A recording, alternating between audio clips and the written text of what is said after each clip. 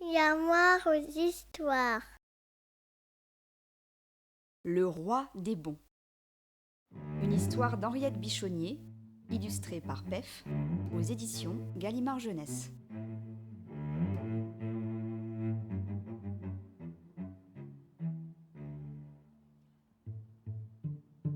Il y a de cela très longtemps, dans un lointain pays qui n'existe plus aujourd'hui, vivait un roi très beau, qui s'appelait Léon.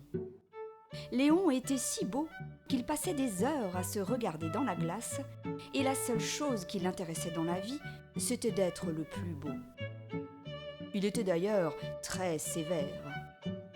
Si jamais quelqu'un s'avisait d'être plus beau que lui, il envoyait ses soldats et faisait couper la tête du bel homme. Aussi, personne n'avait envie d'être plus beau que le roi, et les gens du royaume s'arrangeaient pour s'enlaidir autant qu'ils le pouvaient. Ils se collaient des verrues en caoutchouc sur le menton, des dents de pirate, des faux nez et des tire-bouchons dans les oreilles. Chaque jour, le roi se promenait dans le pays pour vérifier s'il était toujours le plus beau. Et lorsqu'il voyait ses sujets tordus, bancals, mités, coiffés en hérissons ou rabougris comme de vieux rats, il se déclarait satisfait et distribuait des pièces d'or. Puis il rentrait dans son palais et demandait à son fidèle serviteur « À votre avis, Alfred, suis-je toujours le plus beau ?» « Naturellement, Majesté, encore plus beau qu'hier. » « Bonne réponse, » disait le roi. « Vous avez gagné 2 écus, et vous reviendrez jouer demain, si vous le voulez bien. » Mais dans le royaume, il arriva un moment où les gens s'étaient tellement bien enlaidis, en se faisant des taches de gras sur leurs habits, en gardant leurs ongles aussi noirs que possible, en ne se lavant jamais les oreilles et en se fourrant des touffes de poils dans le nez, que finalement il se passa quelque chose de terrible.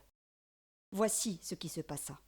Les dames trouvèrent les messieurs tellement affreux qu'elles ne voulurent plus les épouser. Et les messieurs trouvèrent les dames si laides qu'ils ne voulurent pas se marier non plus. Et comme personne n'épousait plus personne, personne n'avait d'enfants avec personne, et il n'y eut plus d'enfants du tout dans le royaume. Alors, la vie devint horriblement triste, sauf pour le roi qui ne se fatiguait pas de se regarder dans la glace.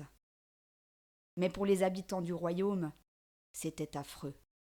Personne ne pouvait plus raconter d'histoire à personne avant de s'endormir. Personne n'avait plus de petits bisous. Personne ne pouvait plus jouer avec personne aux billes, à l'élastique, au cube. Et surtout, personne ne pouvait plus expliquer les mystères de la vie à personne. C'était lugubre. Les gens se mirent à pleurnicher du matin au soir, et comme ils pleurnichaient, ils devenaient encore plus laids, ce qui n'arrangeait pas leurs affaires.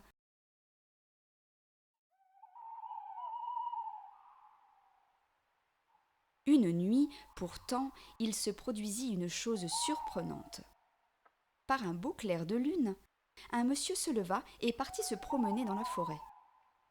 Tout d'un coup, il en eut assez d'être laid, et tout en contemplant les étoiles dans le ciel sans nuages, il ôta ses verrues, ses tire-bouchons, ses fausses dents et son nez boursouflé.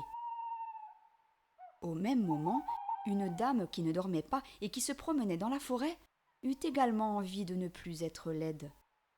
Elle enleva ses poils au menton, ses taches de gras et son œil de pirate. Le monsieur et la dame se rencontrèrent. Ils tombèrent follement amoureux l'un de l'autre, ce qui fit qu'ils se marièrent en secret. Et bientôt, dans le royaume, la nouvelle se répandit que la dame allait avoir un enfant. Lorsque le roi fut mis au courant, il entra dans une grande colère. Il se mit à taper du pied et à se rouler par terre. « Si jamais cet enfant est plus beau que moi, hurla-t-il, je lui ferai couper la tête comme aux autres. » Les soldats parcoururent le pays et annoncèrent la terrible nouvelle. Et les gens se mirent à trembler pour l'enfant qui allait naître, car tout le monde savait que les enfants sont obligatoirement beaux, bien plus beaux que les rois. Aussi, ils commencèrent à préparer toutes sortes de choses pour enlaidir le futur bébé. Les uns tricotèrent des complets vestons et des cravates sombres, pour le cas où l'enfant serait un garçon. D'autres tricotèrent des chemisiers à col raide et des mocassins plats, pour le cas où l'enfant serait une fille. Des choses encore toutes plus affreuses les unes que les autres, de sorte que le jour de la naissance, on était prêt à sauver l'enfant.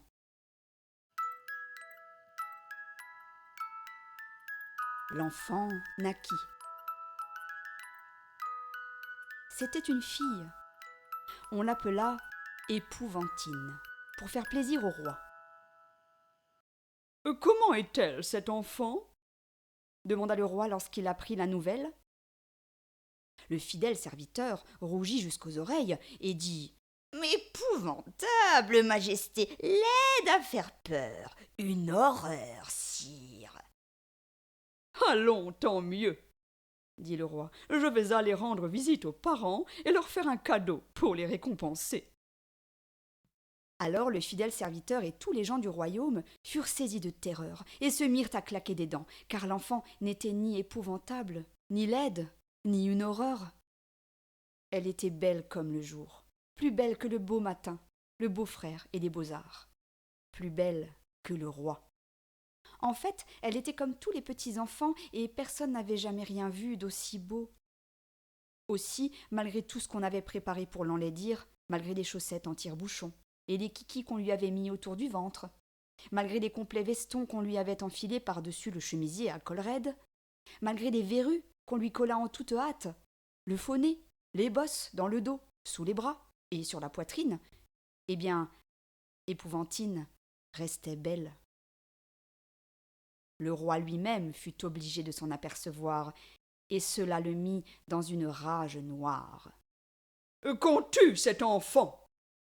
dit-il à ses soldats, « et qu'on dépose son cœur dans la boîte que voici. » Les larmes aux yeux, le capitaine des soldats sortit son poignard. Puis il prit l'enfant dans ses bras, en tremblant. Tout le monde sanglotait, sauf le roi. C'était un spectacle désolant. Cependant, pour poignarder l'enfant, il fallait d'abord ôter toutes les horreurs dont on l'avait habillé et qui faisaient bouclier. Le capitaine enleva donc les complets vestons, les bosses, le kiki, le chemisier montant et les mocassins plats.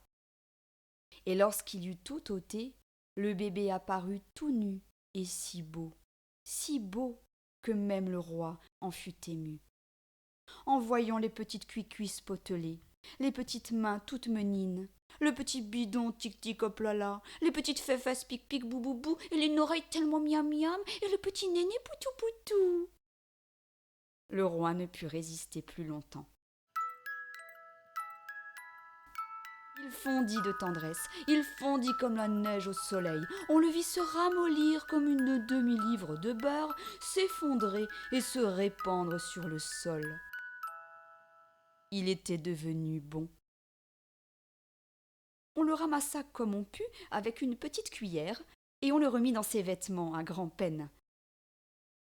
Désormais, le roi n'était plus du tout le même. Il se moquait éperdument d'être beau ou laid. Tout ce qui l'intéressait, c'était de faire guili-guili, gazou-gazou et coucou-les-kiki à Épouvantine. Les parents eurent beaucoup de mal à se débarrasser de lui, car ils voulaient tout faire. Donner le biberon, promener l'enfant dans ses bras, lui changer ses culottes, lui chanter des chansons. Léon était devenu le roi des bons. Alors on envoya le roi Léon faire des emplettes pour l'occuper. Et il acheta absolument n'importe quoi. 12 poneys en peluche, un ordinateur de ménage, une robe décolletée dans le dos et fendue sur le côté, un congélateur, une automobile à pédales et une électrique, des cymbales, un tambour, une trompette, 132 tétines dépareillées et 20 biberons trop petits. Il prit également des chaussons de danseuse à la place des chaussons premier âge et des couches-culottes sans élastique sur le côté. À partir de ce jour d'ailleurs, Léon ne pensa plus qu'à Épouvantine, dont il était à la fois le parrain et la marraine.